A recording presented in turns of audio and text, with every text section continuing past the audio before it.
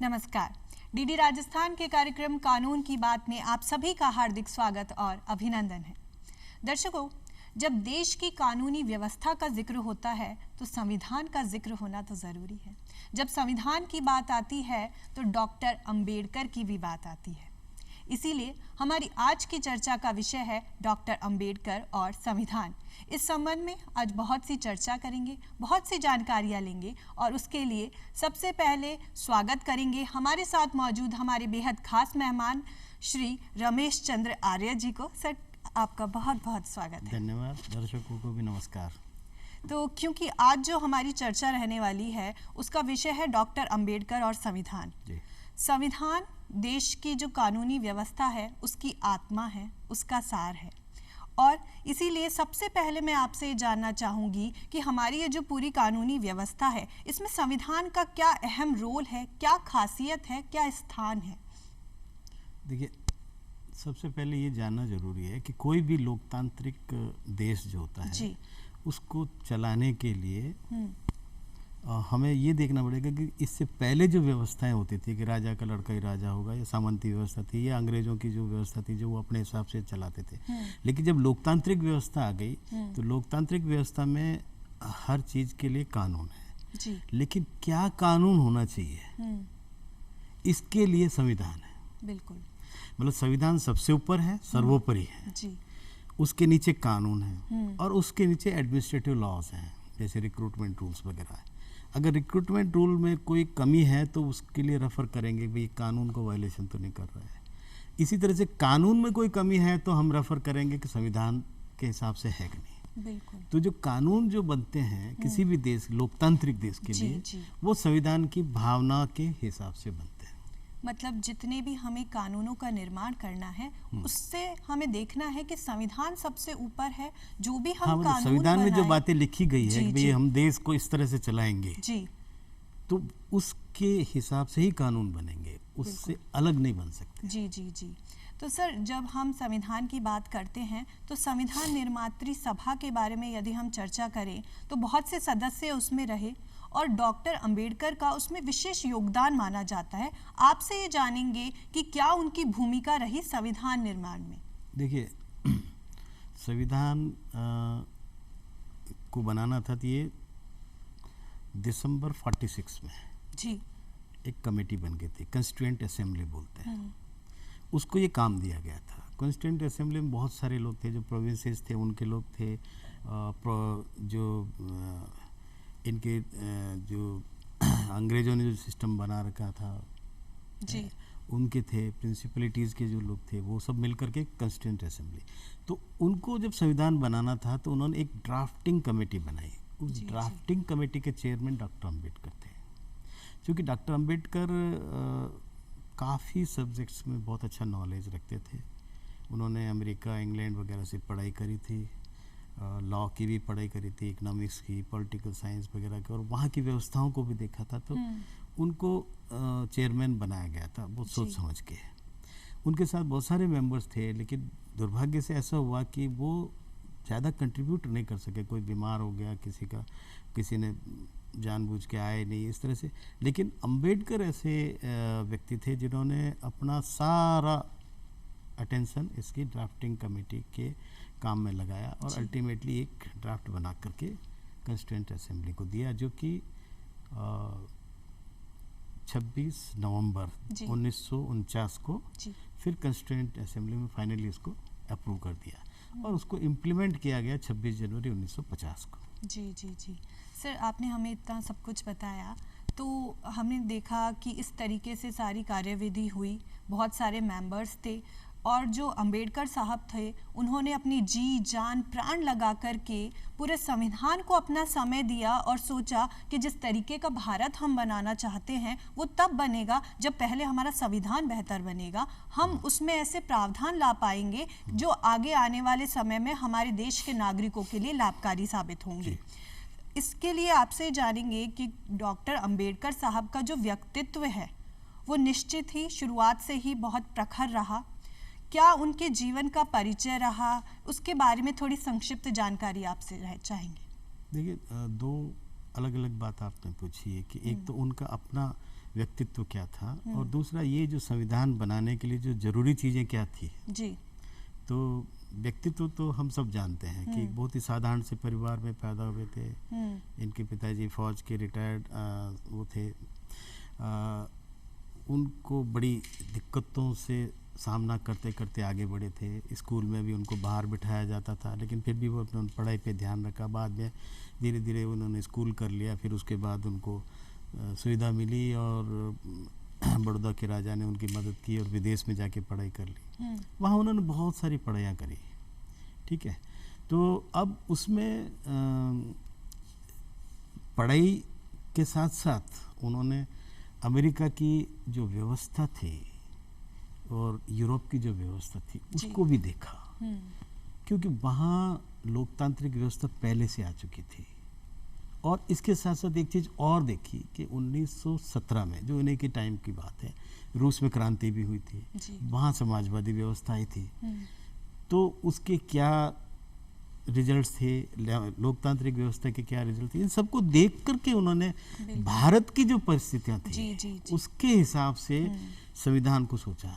तो उन्होंने अमेरिका के, यूरोप के, फ्रांस के सबके संविधान का अध्ययन भी किया और यहाँ की परिस्थितियों को भी अध्ययन किया। अब यहाँ क्या खासियत थी कि 1947 से पहले, या देश आज़ाद होने से पहले, यहाँ पे अंग्रेजों का राज था 190 साल से। अच्छा, अंग्रेजों ने हमें गुलाम बना रखा, तो उपनिवेश बना रखा था पूरे देश को। उन्होंने एडमिनिस्ट्रेटिव यूनिट तो सेटअप करी थी जी, और हम देख रहे हैं कि बहुत सारी चुनौतियां उस समय पे थी। वो बता रहा हूँ। तो एडमिनिस्ट्रेटिव यूनिट तो सेटअप करी थी, लेकिन राजाओं का राज खत्म नहीं करा था। तो जो कॉमन मैन है, जनता जो थी, जनता को तो ये लगा भाई मेरा राजा तो जोधपुर का राजा है, मेरा तो जयपुर वाला राजा है, मेरा तो ग्वालियर वाला राजा है। तो उनको तो अपने राजाओं का राज ही नजर आता था। वो राज का मतलब है कि उनके कानून होते थे, उनके हिसाब से वो चलते थे, कोई लिखित कानून तो थे नहीं। अब जब 47 के बाद हमने ये तय किया कि हम लोकतांत्रिक व्यवस्था बनाएंगे, बिल्कुल, तो लोकतांत्रिक व्यवस्था में क्या सुविधाएं होनी चाहिए, ये एक बहुत बड़ा चैलेंज था। दूसरा चैलेंज ये था कि 190 साल तो हम अंग्रेजों के गुलाम रहे।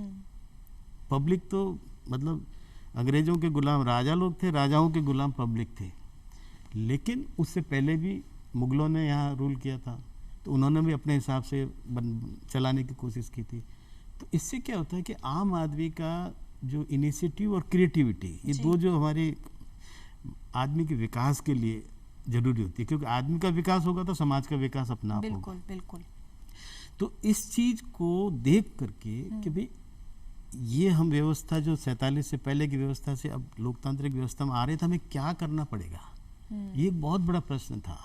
और इसके लिए ऐसे नॉलेजेबल आदमी की जरूरत थी जिसको यूरोप और वहाँ की अमेरिका वगैरह की लोकतांत्रिक व्यवस्था के बारे में पता हो, जिसको जो ये रूस वगैरह में जो क्रांति हो रही थी, रूस के अलावा भी बहुत जगह, क्यूबा में, चाइना में, अपने रोमानिया में, अल्बानिया में, चेकोस्लोवाकिया में, सब जगह क्रांतियां हो रही थी। तो इन सबको ध्यान में रखे भाई कौन सी व्यवस्था हम लगाएं, क्योंकि हम हमारे देश में एक नया कॉन्सेप्ट ला रहे थे। आज तक जो व्यवस्था चल रही थी वो राजा महाराजाओं वाली चल रही थी, राजा का बेटा राजा बनेगा। लेकिन हम कहते हैं कि नहीं, अब लोकतांत्रिक व्यवस्था, अब लोकतांत्रिक व्यवस्था में for the people, by the people, of the people. अच्छा, दूसरा हमारा गणतांत्रिक व्यवस्था जिसमें हर आदमी को बराबर का हक है, उसमें ह्यूमैनिटी, जो मानवता, उसको सर्वोपरि माना गया है। एक आदमी अरबपति है, एक आदमी बिल्कुल मजदूर है, लेकिन वो दोनों ह्यूमन बीइंग है, तो उनका बराबर राइट दिया। तो ये सब चीजें इनकॉर्पोरेट करने के लिए एक ऐसे संविधान की जरूरत थी जो उनको ये और सर हम लगातार एक लोकतांत्रिक व्यवस्था को बना सके। बिल्कुल, इतनी सारी बातें बताई कि हमें ये चाहिए था, ये चाहिए था, और यदि इसका एक समग्र रूप देखें तो वो हमें दिखाई देता है हमारे संविधान की प्रस्तावना में, जिसमें है ना संपूर्ण प्रभुत्व संपन्न, समाजवादी, धर्मनिरपेक्ष, पंथ निरपेक्ष, ऐसे ऐसे शब्द जोड़े गए हैं जो कि सिर्फ शब्द नहीं है, ये पूरे के पूरे भाव हैं जो हम चाहते थे कि हमारे देश में लागू हों। ये प्रस्तावना का क्या महत्व है? प्रस्तावना का महत्व ये है कि जो संविधान की जो मूल भावना है वो प्रस्तावना के अंदर दी गई है। मूल भावना का मतलब ये है कि हमारा ये संविधान जो है वो किस गाइडलाइन से बनेगा। तो अब देखिए उसमें ये समाजवाद और जो धर्मनिरपेक्षता जो है ये तो बाद में जोड़े गए। बिल्कुल। लेकिन पहले जब उसमें कहीं पूंजीवादी व्यवस्था नहीं जोड़ी गई है, यहाँ पे पूंजीपति भी आ गए थे, बिरला डालमिया वगैरह पहले आ गए थे 1925 के आसपास। अच्छा, उसके साथ साथ सामंती व्यवस्था भी थी, सारी खेती पे निर्भर थे और सब ज़मीनें जो है कुछ खास लोगों के पास थी, तो सामंती व्यवस्था भी थी, पूंजीवादी व्यवस्था भी धीरे धीरे डेवलप हो रही थी। और लोकतांत्रिक व्यवस्था जो वहाँ पे जो यूरोप वगैरह में जो अच्छी प्रोग्रेस हुई थी जी, वहाँ पे पूंजीवादी व्यवस्था थी और लोकतांत्रिक व्यवस्था थी। तो हमने उसमें ये शब्द नहीं जोड़े, हमने ये कोशिश, मतलब हमारे जो संविधान निर्माता उन्होंने ये कोशिश की कि सबसे पहले तो जो लोग हैं यहाँ के उनको आगे बढ़ने का मौका कैसे मिलेगा, ये चीज़ इसमें डालनी। जी जी जी। तो इसलिए उन्होंने एक प्रस्तावना बनाई और प्रस्तावना क्या सबसे पहले उन्होंने फंडामेंटल राइट्स बताए। क्योंकि और सर यही आपने जिक्र किया फंडामेंटल राइट्स का, इसी पे हम आगे आना चाहेंगे कि संविधान की जब हम बात कर रहे हैं तो कुछ चीज़ें बहुत ज़्यादा इम्पॉर्टेंट आती हैं इसके अंदर, जैसे हमारे मौलिक अधिकार, मौलिक कर्तव्य। सबसे पहले हम चाहेंगे कि आप हमारे दर्शकों को थोड़ी जानकारी दें मौलिक अधिकारों के बारे में।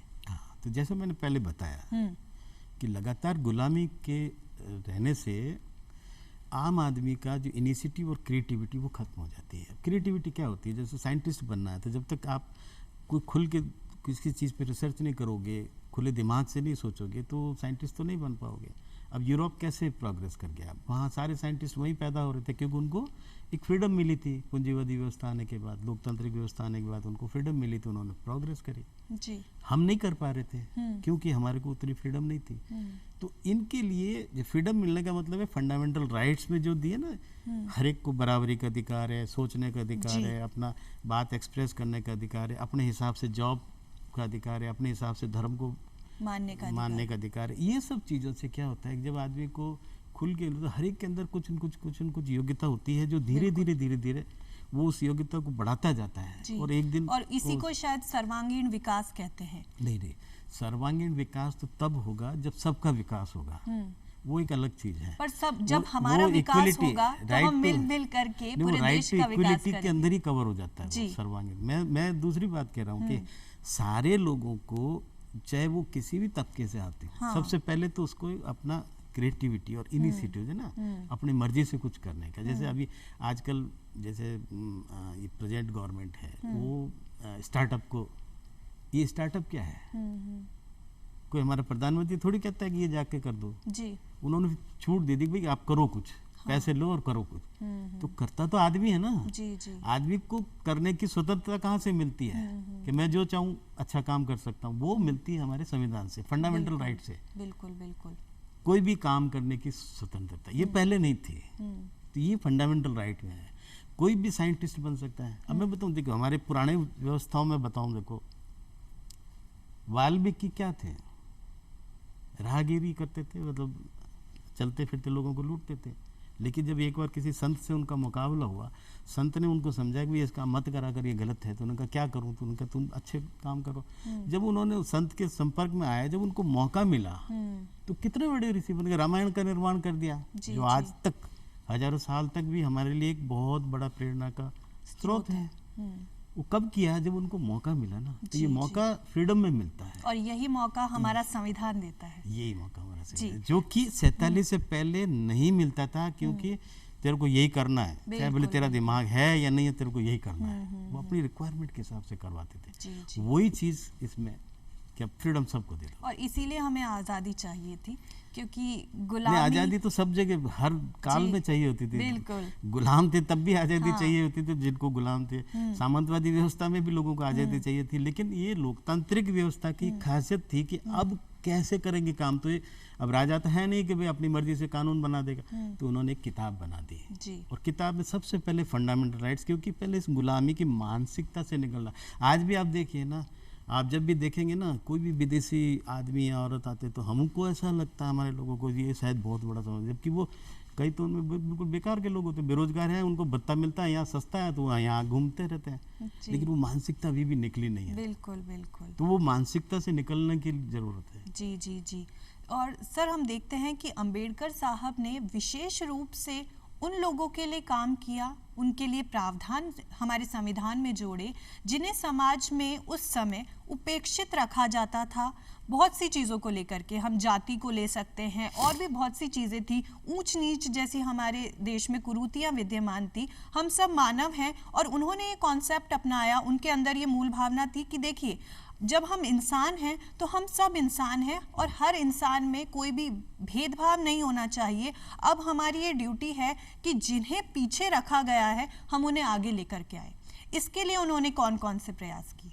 देखिए, सबसे इम्पोर्टेंट चीज़ जो उन्होंने कही वो यही फंडामेंटल राइट्स थी, जिसको कि आज भी हम लोग समझ नहीं पा रहे हैं जी। हम लोग सोचते हैं कि चलो लोगों को नौकरी देने के लिए रिजर्वेशन दे दिया, वही सबसे इम्पोर्टेंट है। रिजर्वेशन देना चाहिए।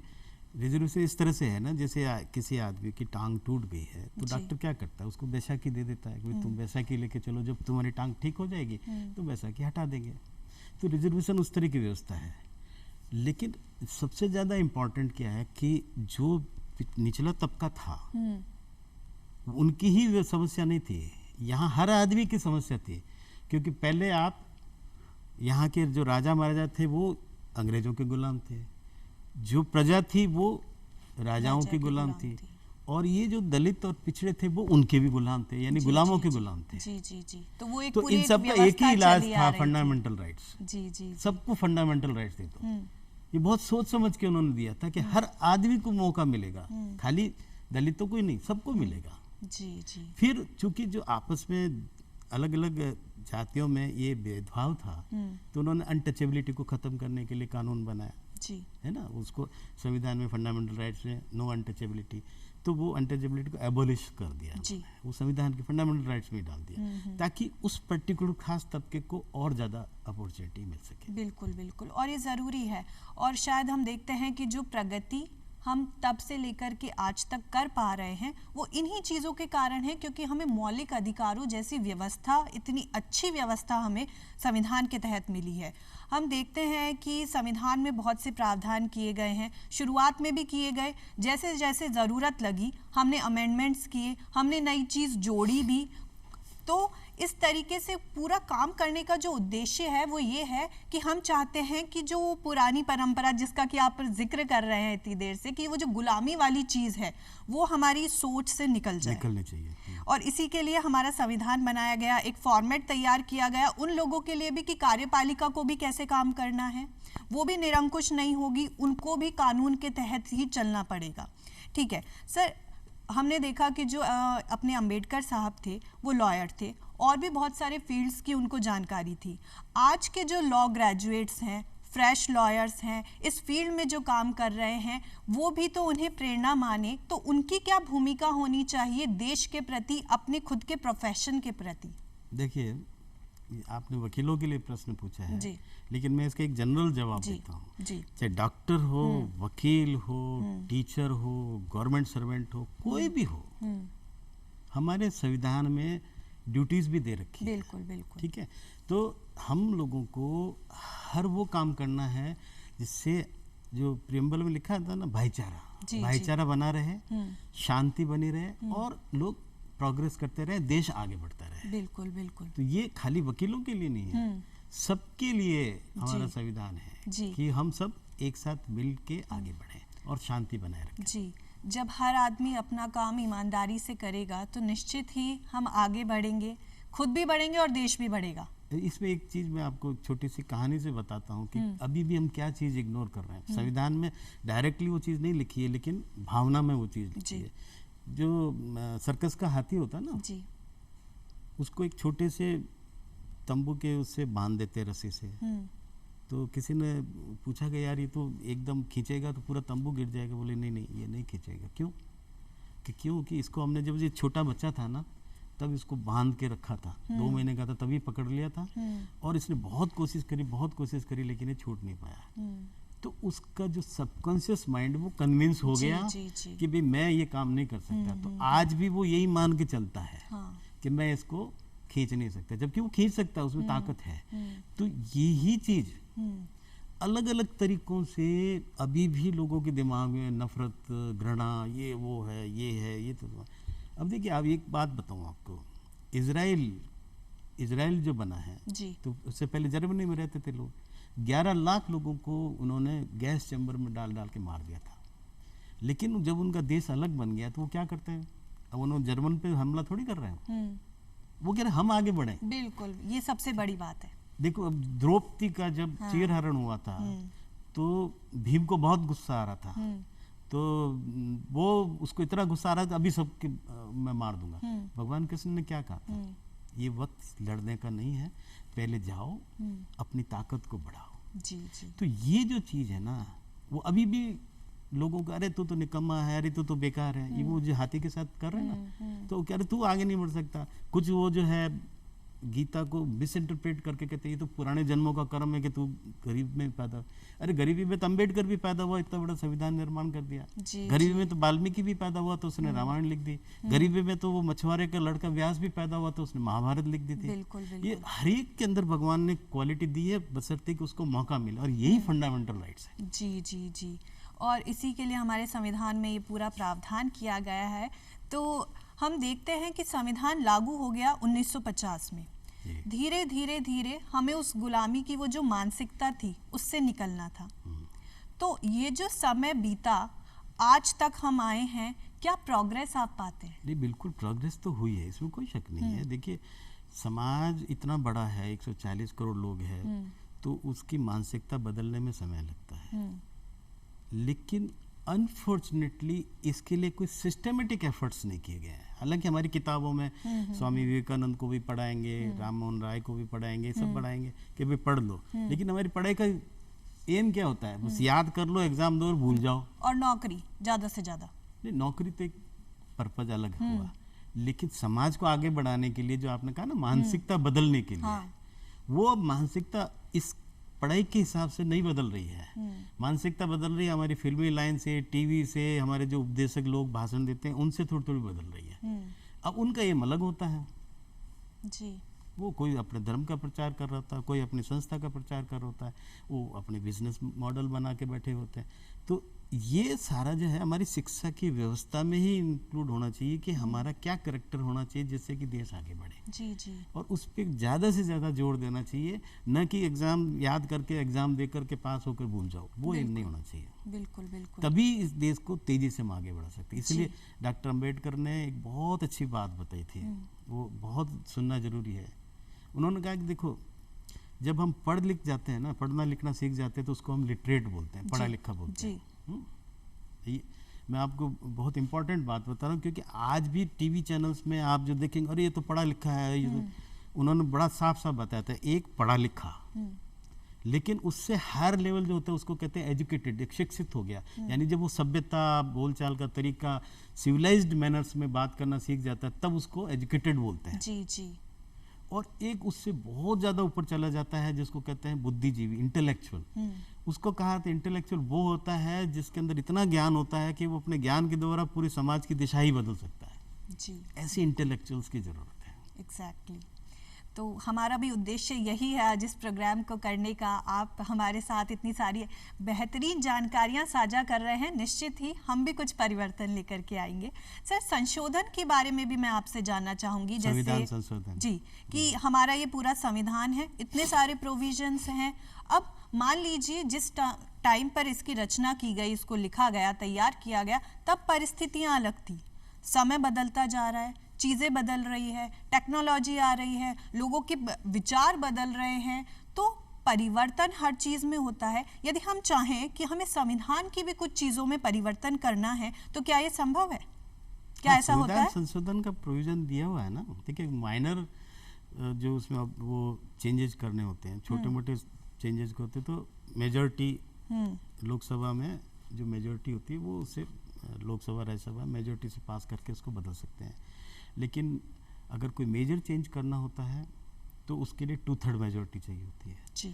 और अगर प्रियम्बल में ही कोई संविधान करना होता है तो 2/3 majority plus 50% of the assemblies, मतलब स्टेट उनका भी पास करना जरूरी होता है। जी जी, मतलब ये बहुत आसान काम नहीं है। पहली चीज़ तो ये ज़रूरी है कि जो मैटर ऐसा हो कि हाँ एक्चुअल में हमें ज़रूरत है, और सभी वर्ग को, जो आपने मेजॉरिटी हमें बताई, उन्हें ये प्रतीत होना चाहिए कि हाँ बदलाव किया जाना चाहिए, तब जाकर के इस तरीके से अमेंडमेंट होगा। ठीक है सर, हमारा संविधान हम देखते हैं कि कोई जल्दी से तैयार नहीं हुआ। 2 साल 11 महीने 18 दिन, ये बहुत लंबा वक्त होता है तैयार होने में इसको।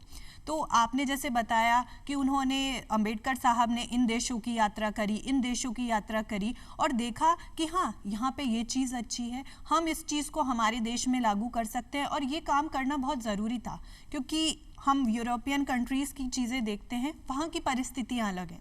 हमारे देश की स्थिति जब संविधान लागू हुआ था तब तो और भी अलग थी। ऐसे में ये अंबेडकर साहब के प्रयास थे कि उन्होंने ये सोचा कि क्या क्या चीज़ें हम हमारे देश में ला सकते हैं। तो हमारे संविधान की यदि हम विशेषताओं की बात करें तो कौन कौन सी खासियत इसमें मौजूद है? देखिए, सबसे बड़ी खासियत जो है वो लोकतांत्रिक व्यवस्था है। मैं इसलिए कह रहा हूँ कि हम किताबों में नहीं पढ़ने को मिलती है चीज़, लेकिन अगर आप ठीक से अध्ययन करेंगे इतिहास का तो आपको पता लगेगा। 1917 में रूस में क्रांति हुई, उसके बाद थोड़ा टाइम में 14 कंट्री जैसे थे जो कम्युनिस्ट कंट्री बन गए, और ये सब अंबेडकर साहब को पता था जी। लेकिन उन्होंने ये देखा कि कौन सी व्यवस्था अच्छी है। उस टाइम ये बड़ी यूएसएसआर जो था वो सुपर पावर बन गया था, सेकेंड वर्ल्ड वॉर के बाद बन गया था ना जी।